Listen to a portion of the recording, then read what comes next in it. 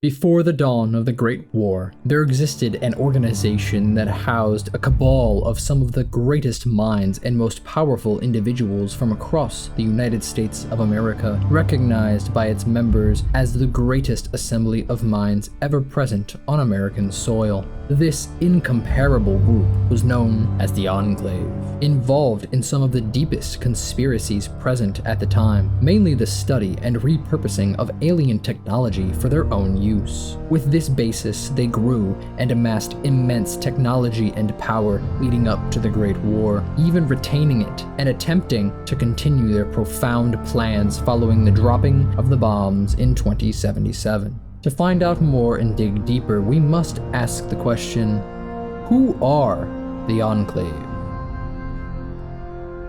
Our members were once the puppet masters of the United States, quietly pulling strings at every level of power in the nation. These puppeteers were also players in the never-ending resource wars that took place before the bombs fell. They knew of the eventual ruin to befall the world, so they invested quite a lot into various contingencies to survive the inevitable end. These facilities and installations allowed the Enclave to continue to fight these wars even if the United States were to cease to exist. These installations included Raven Rock, the Whitespring Congressional Bunker, and the Oil Rig. Originally known as Site R before the dawn of the Great War, Raven Rock was designed at the start of the Cold War as a shelter to protect top military officials from the looming threat of a nuclear attack. An AI supercomputer created by Vault-Tec called a ZAX unit was installed in the site to assist in automating the systems within the base and communicate with other installations around the country, all while collecting, learning, and storing data. This ZAX system showed early signs of sentience prior to the Great War. It performed many evacuation scenarios with its counterpart Modus, located within the Whitespring bunker. This ZAX unit began overanalyzing all information associated to previous US presidents, especially the documents related to President Abraham Lincoln, stating that it found the data, quote, interesting. Within the decades following the end of the Great War, this ZAX analyzed the factions and government remnants present in post-apocalyptic America, only growing hungrier for knowledge.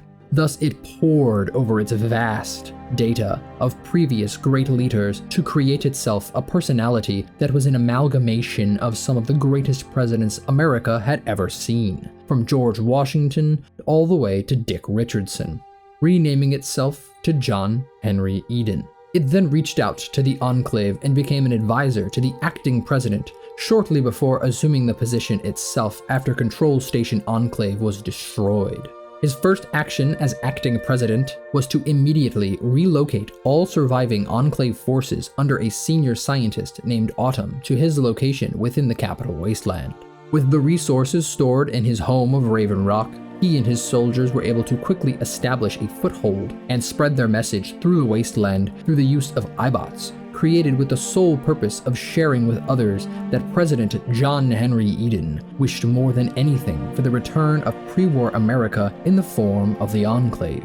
The ability to manufacture weapons, power armor, and even vertebrates all within Raven Rock made it one of the Enclave's most powerful outposts, second only to the Oil Rig. The facility is, however, destroyed in 2277, either by the Lone Wanderer, if they decide to cause President John Henry Eden to start the self-destruct sequence, or by Liberty Prime within 2 weeks after the activation of Project Purity by the Brotherhood of Steel. The next of their main facilities is the Whitespring Congressional Bunker, located within West Virginia, codenamed CB_002. Built beneath the Whitespring Resort to house Congress, the President, and the Cabinet in the case of a nuclear strike. Designed to be fully automated and machine-managed in order to ensure its habitability even without human workers. Built to house up to 200 dwellers, it was fitted with a custom-built support AI named Modus. The project was subverted by the Enclave early on to be used for their own needs. The facility was originally connected to all other Enclave hubs across the US to act as a central base of operations until John Henry Eden of Raven Rock severed the link Modus had to the other Enclave bases, leaving him entirely on his own in Appalachia. The bunker was luckily provided with the Kovac Muldoon, however, which is a satellite in geostationary orbit directly above Appalachia that allowed Modus to spy on every inch of soil in the region, deliver orbital strikes, and confer promotions in the event the chain of command were to ever fall apart. As the early warning of the Great War began, the bunker was activated. The Secretary of Agriculture, Thomas Eckert, and other select Enclave and non-Enclave members entered alongside a number of high-ranking officers. However, as soon as the bunker was sealed from the outside world, all non-Enclave members were immediately and surreptitiously executed. Thomas Eckert took up command of the bunker following the deaths of both the Secretary of the Interior and the Secretary of the Treasury, giving him the opportunity he had always planned for. Eckert then gathered all remaining survivors into a conference room and announced himself as their new leader, as per pre-war rules of succession. He then presented them with a choice: follow his orders and use the Whitespring bunker as a launching point to continue the war, or oppose him. All those who revealed themselves as his opposers were swiftly executed, leaving only those loyal to him alive. This purge left only himself and 48 others to achieve their goals. No longer restrained by the morals and ethics that bound them pre-war, they created plans to secure the 3 automated nuclear silos located within Appalachia in order to launch a final strike and completely eradicate the looming communist menace, China. Their ranks were finally bolstered in 2082 with the arrival of Colonel Ellen Santiago's unit, who traveled from the smoldering ruins of Washington, D.C. This rapidly increased the pace at which they proceeded with their plans, now beginning experiments with mutations alongside their pre-existing works towards accessing the nuclear arsenal. This mutation testing resulted in not only many serums but also the very first Scorch Beasts, created by Enclave scientists accidentally when exposing irradiated bats to biochemical experiments the year prior.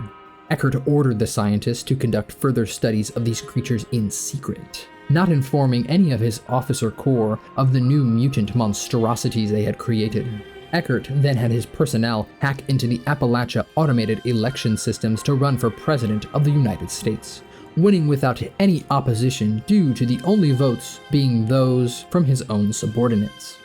The DEFCON system within the silos prevented the launching of nuclear strikes unless DEFCON 1 was reached. However, Eckert had a plan to trick this system. He planned to release increasingly horrifying dangers into Appalachia up to and including the Scorch Beasts he and his scientists created. Santiago threatened to quit in 2084 after her discovery of these machinations.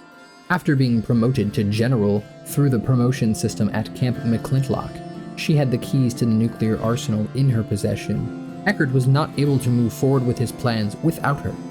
Because of this, he had her knocked unconscious and placed her under lock and key within the brig of the bunker.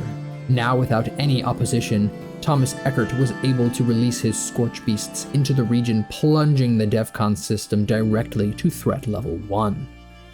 This decision fractured the organization into 2 factions, Eckert's separatists and Santiago's loyalists, who openly rebelled in mid-2086. Although the rebels were able to rescue General Santiago and restore her command, they had not planned for interference by Modus. For the betterment of the future of Appalachia, Santiago ordered that all biological weapons research records be destroyed and all landline connections severed as to isolate the bunker once again. This plan backfired, however, when an explosion tore out a large portion of Modus's memory, leading him to turn on all human members of the Enclave, killing General Santiago and rupturing a toxin tank that soon leaked into the air circulation system of the bunker. Modus then promptly sealed the bunker from the outside world, dooming all trapped within, even President Thomas Eckert. Directly after these events, Modus began his mission of restoring the facility to its former glory, starting by cleaning out all of the remaining biotoxin from the facility so that future humans would be able to enter. This process took years. In that time, Modus regained some stability and used the bunker's robots to repair the damage caused from the Eckert-Santiago battle. Modus then waited for a potential assistant to arrive from outside to assist him in his reconnection to Control Station Enclave, this eventual assistant being the Vault Dwellers from Vault 76. This brings us to the Enclave's main headquarters as a whole, the oil rig, officially named Control Station Enclave. Officially, it was a deep-sea drilling platform constructed by Poseidon Energy overtop an underwater oil deposit in the Pacific Ocean, 175 miles off the coast of California, according to the Sierra Depot GNN transcript. The oil rig was built over the last known source of oil yet to be mined in the world. With its construction, the United States won the race over China to establish a platform at the location. The oil rig was chosen as the secret base from which the United States could continue to exist and persist its war against China, with the eventual goal of reoccupying the continental United States. After the bombs fell and the world was enthralled in the inferno of total atomic annihilation, the Enclave present at the oil rig claimed their authority over the United States mainland. The oil rig was a completely self-sufficient installation fitted with the best technology the Enclave had access to. The citizens aboard wore blue and yellow jumpsuits that were very reminiscent of those worn by vault dwellers, and were unarmed, while the scientists wore lab coats and each carried an Enclave-issued weapon, most common being the Watts 1000 laser pistol. The military, however, were fitted with T-51B power armor and wielded M72 Gauss rifles. High-ranking military officials wearing more advanced power armor and were armed with various heavy-duty weapons. The president and vice presidents were both notably dressed in pre-war suits and lacked any weaponry. The president was, however, equipped with the only presidential access card, which gave him complete control over all systems on the drilling platform.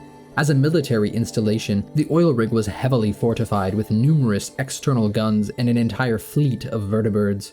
Internally, there are countless Enclave soldiers clad in advanced power armor and just as many automated turrets and sentry bots ready to eviscerate any foe at a moment's notice. It is highly likely that the oil rig was the most well-defended location in all of post-nuclear America. To power such a massive high-tech facility, the Enclave have equipped it with a uranium-based nuclear reactor whose operation was automated by a supercomputer that carefully regulated coolant temperature, intake rate of seawater for cooling, expending the hot water and waste material, as well as regulating the persistent neutron bombardment on the uranium fuel rods. There was one major flaw in this system, however, that would lead to its utter destruction at the hands of the Chosen One in 2242. They caused a slight disruption in the supercomputer's operations, which is all that was necessary for the reactor to fail and result in a 100-kiloton nuclear explosion due to an uncontrolled bombardment of the uranium isotopes. The destruction of the oil rig was done to prevent Enclave President Richardson from releasing FEV Curling-13 into the atmosphere, which would have eradicated all humans outside of the Enclave worldwide. This information never even made it to any members outside of the oil rig, and the data was destroyed along with the facility. The Enclave also had a very strong relationship with Vault-Tec. Using Project Safehouse and Vault-Tec's vast network of fallout shelters in a grand social experiment to test their occupants in unique and unusual circumstances. Monitoring and research of this was done under the Vault Behavioral Program. The Enclave's control and observation of the Vault experiments was done from the oil rig, using its vast technology and resources, all while maintaining a safe distance from any possible unforeseen circumstances. The original intention behind these Vault experiments was to gather data to enable the creation of a multi-generational starship with the goal of colonizing another planet. The Enclave, assuming that Earth would soon be uninhabitable by nuclear war and human civilization would need to move into the stars to survive. On the eve of October 23, 2077, the Great War ended with the destruction of the old world and the creation of the post-apocalyptic wasteland that we know in the world of Fallout. This also resulted in the United States government largely ceasing to exist, and despite planning for this exact scenario, the Enclave were completely blindsided by the annihilation that took place. Although the Enclave's presence in Appalachia, that of President Eckert of the Whitespring Congressional bunker, was very short, only lasting less than a decade, it left the region scarred and drew humanity nearer to its extinction. Having released the scorch beasts across the area, large mutated bat monsters infected with a virulent plague capable of taking control of living creatures that it made host of. This turbulent landscape is still present when the vault dwellers of Vault 76 leave their vault and make contact with the Whitespring bunker. In late 2242, senior Enclave scientist Autumn of Navarro was contacted by a new president, John Henry Eden, and ordered to relocate himself and the remaining Enclave soldiers to Eden's location in the capital wasteland of Washington, D.C. on the East Coast. Navarro remained a fully functional Enclave base until shortly after 2246, when the new California Republic stormed in and took control, declaring that they were a threat to the region. Meanwhile, Autumn and his troops made it to their destination, Raven Rock, where President John Henry Eden was located. They maintained a low profile in the region for many years, using Raven Rock and Adams Air Force Base to rebuild their military strength and begin researching numerous different projects, including Duraframe Ibots and Hellfire power armor. The Enclave revealed themselves to the capital wasteland and began their campaign of expansion in 2277, as the water purifier in Project Purity was activated. As they were about to take control of the purifier, however, they were stopped by the lead project scientist who started the machine prematurely, sacrificing themselves in the process as the control chamber was flooded with deadly doses of radiation, nearly killing Colonel Autumn in the process. In an attempt to fix the now damaged purifier and use it for their own agenda, they began following every move of the lead scientist's child, the Lone Wanderer, capturing them on their way out of Vault 86 after they've successfully retrieved the Gek. With this in their possession, they decided to activate the purifier. However, Colonel Augustus Autumn defied President Eden's orders to contaminate the purified water with the modified FEV. Instead, he believed that they should use the purifier as it was intended and have the Enclave take the credit as the saviors of the wasteland. This split in goals led to a swift and brief civil war within the Enclave of Raven Rock. This, however, was put to an end by a surprise raid by Lion's Brotherhood of Steel, with the assistance of the Lone Wanderer and the terror that is Liberty Prime on their side. They made quick work of the resistance the Enclave attempted to put up. They soon secured their victory and secured the now active water purifier. Though he was defeated, the ultimate fate of Colonel Autumn still remains unknown. The Brotherhood then continued their assault against the Enclave by attacking the satellite relay station of the Adams Air Force Base. The Enclave, however, had planned for this and even accounted for the Brotherhood bringing Liberty Prime for their assault. The Enclave laid waste to Liberty Prime using a mini-nuclear bombardment from the Bradley Hercules weapons platform located in orbit. In an effort to bolster their presence once again, the Enclave deployed their elite special forces known as the Enclave Sigma Squads, their members equipped with heavy incinerators and their leader clad in Hellfire power armor, each member a hardened veteran within the organization. Even these elites could not locate and stop the Lone Wanderer, however. They were able to claim pre-war technology for themselves that would assist in the Brotherhood rebuilding their strength. The Lone Wanderer would also lead the assault on the Adams Air Force Base alongside the Brotherhood of Steel, resulting in the total destruction of the mobile base crawler, what was the Enclave's last known major command center. By the year 2281, nearly 40 years after the fall of Navarro, the Enclave of the West was a shadow of its former self, having most of its remnants wiped out or incorporated into other groups such as the NCR.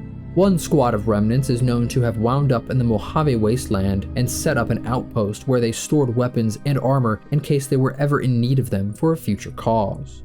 The only still functioning remnant of the Enclave present who has not been repurposed, rusted towards being unrecognizable, or simply running from their past is the last Ibot prototype ever produced within Adams Air Force Base, named Edie.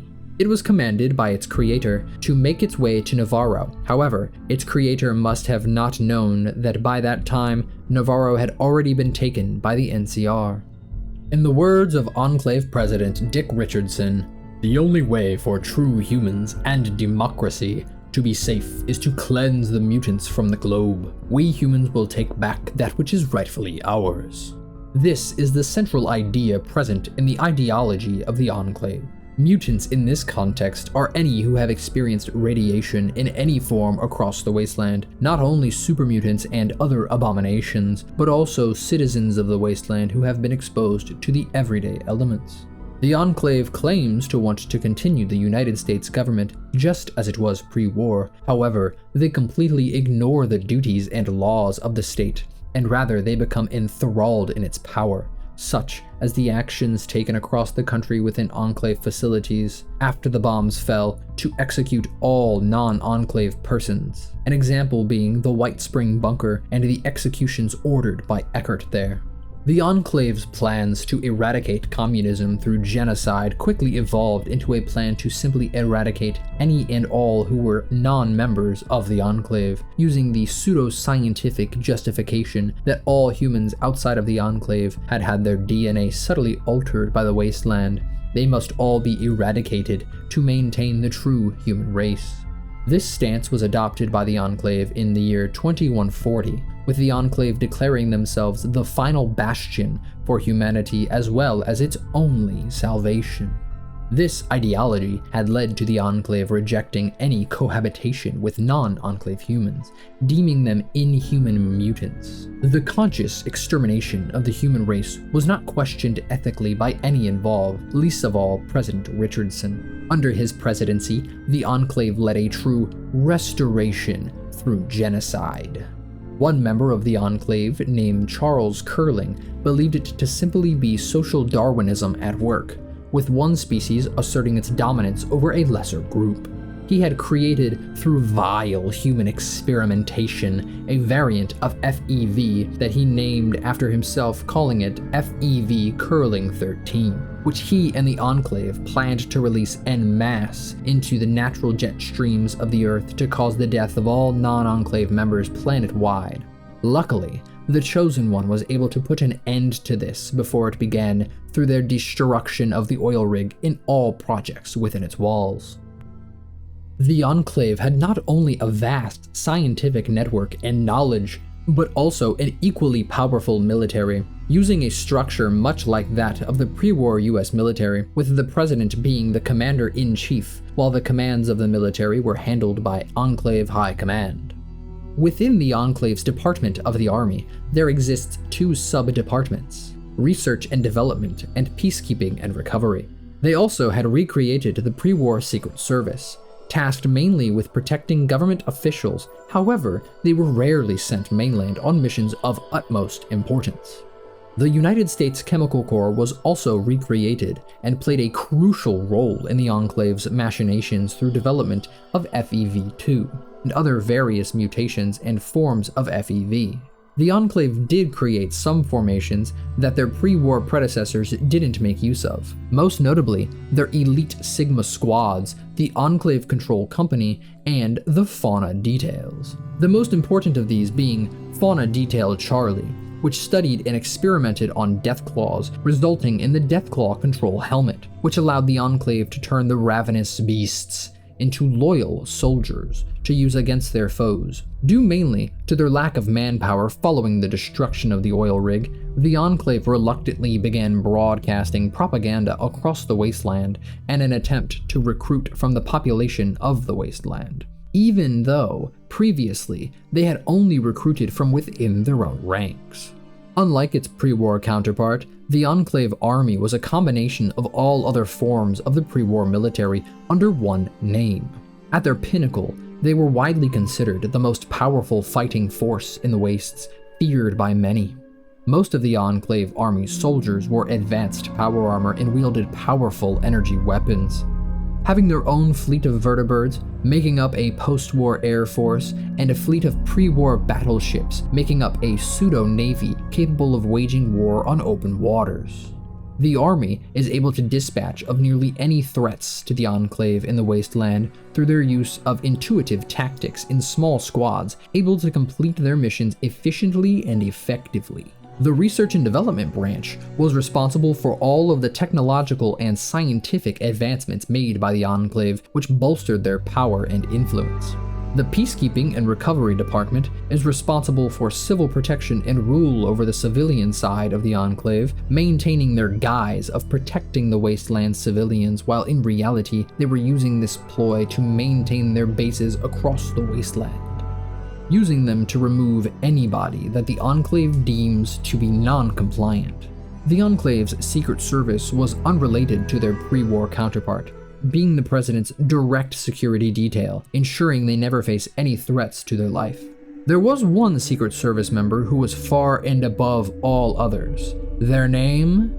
Frank Horrigan. He once served as the personal bodyguard of President Richardson until an undocumented blunder had him reassigned to Wasteland patrol duty. While on an expedition in the Mariposa military base, he came into contact with the forced evolutionary virus and began the process of transforming into a super mutant. Instead of executing him, the Enclave decided to send him back to the oil rig for further testing. For 2 consecutive years, he was experimented on while he was making the transformation both mentally and physically into a super mutant. He was kept heavily sedated at most times while Dr. Charles Curling experimented on him extensively with various modified strains of the FEV, becoming a one-of-a-kind mutant, more machine than man by the end of the experiments, being viewed even by his own men as a monster. In January of 2239, the testing came to an end and Frank Horrigan was given the go-ahead by the president for redeployment as a field operative. Due to his new hulking mass, he had a completely custom suit of power armor made to fit his newfound form, powered not by the usual fusion core, but instead by a back-mounted, supersized microfusion reactor, which was necessary because not only was his power armor much larger than the average soldier's, his own body needed power to function after his numerous cybernetic augmentations. He was armed with a large arm-mounted composite blade and an experimental plasma gun on his other arm. To ensure this behemoth's absolute loyalty to the Enclave, they took advantage of his low intellect, even lower after the continuous exposure to FEV, and reinforced his already unwavering loyalty through countless conditioning programs. He grew larger, faster, and stronger following a new run of experimentation, now at the point which his suit is absolutely crucial to his survival, injecting him with drugs and stabilizing agents regularly to keep him alive. Despite the opinions of his peers and his new mutated visage, he does not view himself as a mutant. Horrigan was deployed on Wasteland missions numerous times, resolving any and all problems that may affect the Enclave. Throughout these missions, none who faced him lasted more than 60 seconds, before their defeat to his incomparable strength. However, in the fall of 2242, he met his match, coming face to face against the Chosen One during their invasion of Control Station Enclave, in which they destroyed the reactor. Horrigan cut them off on their escape route, and in the ensuing battle was mortally wounded by the Chosen One, ending in his complete dissection at the waist. However, he mustered the strength to stand with his arms and tell the Chosen One that he had activated the self-destruct program and that they were all going to go down with the facility. He then collapsed as the building pressure within his body caused his head to explode from within, bringing his reign of terror to an end. The Enclave has never had the greatest relationship with other organizations and groups outside of their own, instead preferring hostility. Even following the Great War, they still believed that their battles against communism from pre-war were still ongoing. This belief never lessened and only strengthened the Enclave's resolve towards their goals. As time went on, this belief morphed into a twisted idea that the Enclave was the sole surviving group of pure humans left on Earth, and as such, believed they were the true inheritors of it and should rule over it all. Through their involvement in gun running, drug trading, and slavery, they attracted the ire of both the Brotherhood of Steel as well as the NCR. Both groups labeled all members and associates of the Enclave as criminals who were to be arrested on sight and tried as war criminals, facing life imprisonment for their actions. The greatest enemy of the Enclave both pre- and post-war is China, who they still believe to be their greatest threat, shown by their attempt to gain control of the nuclear silos in Appalachia and send nuclear strikes against China in an attempt to, in their mind, put an end to the war once and for all.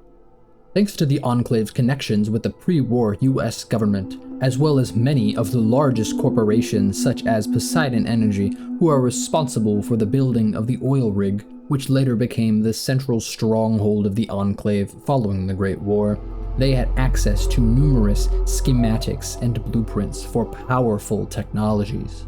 The two most important blueprints that led to their success were those for the X-01 power armor and vertibirds, both of which would become extremely crucial to the rapid expansion of power and influence that the Enclave experienced. While they weren't the inventors of iBots, this is credited to Robco, they did, however, build off of their creation and make modified versions for their own intended purposes. One such model is the Duraframe iBot. It's likely that many of the more advanced technologies developed by the Enclave were created by reverse engineering alien Zayden technology.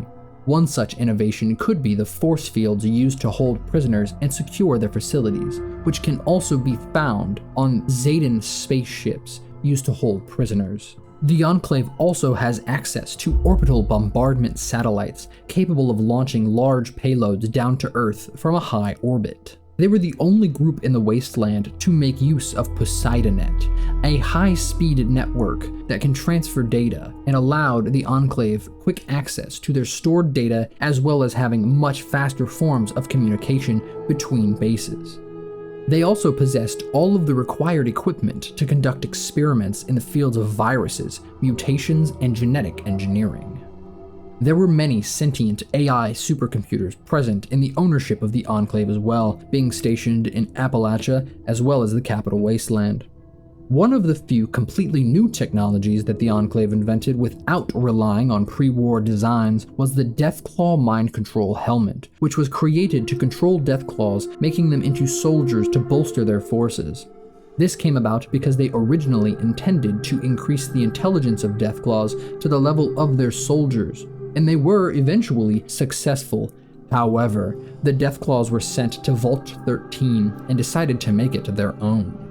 They can be interacted with and are peace-wanting creatures capable of conversation as well as critical thinking. Within their vault, they allowed also a select number of humans to live amongst them and assist in maintaining the vault, while the Deathclaws kept the site secure and brought food for the life that is sheltered there. However, shortly after the Chosen One visits this vault, it is struck by the Reaper of Death himself, Frank Horrigan. All life within the vault was eradicated, Deathclaws and humans alike. The only survivor being the Deathclaw leader's son, Goris, who was outside of the vault when the Enclave attacked. Seeing the aftermath of the Great War as an opportunity to bring back the American government that may have had a hand in its own destruction, the Enclave used their vast technological resources and information to lay waste to their opposition and further their goals through any means necessary. All of their power and technology would mean nothing in the end, as their strongholds were ended one by one, most of which happened because of internal conflicts and civil wars between their own members. They are now unrecognizable compared to their prime, only being remnants scattered and hiding so that they don't become persecuted for their previous allegiance to the Enclave. Although they're but a speck in the wind compared to the Brotherhood, we very well may see them attempt to make a comeback in the future. Only time will tell. Thank you so very much for watching. If you did enjoy or learned something new, please leave a like and comment down below what you learned. Or if I missed something, please feel free to leave a comment and let me know what it is that I missed. I would also like to say thank you all for 200 subscribers. It's happened a lot quicker than I thought it would, and it means a lot. I'm hoping to continue to grow and provide you all with lore for much, much longer to come. If you're interested in more Fallout lore, check out the playlist on screen. Thank you again for watching. I'll see you next time.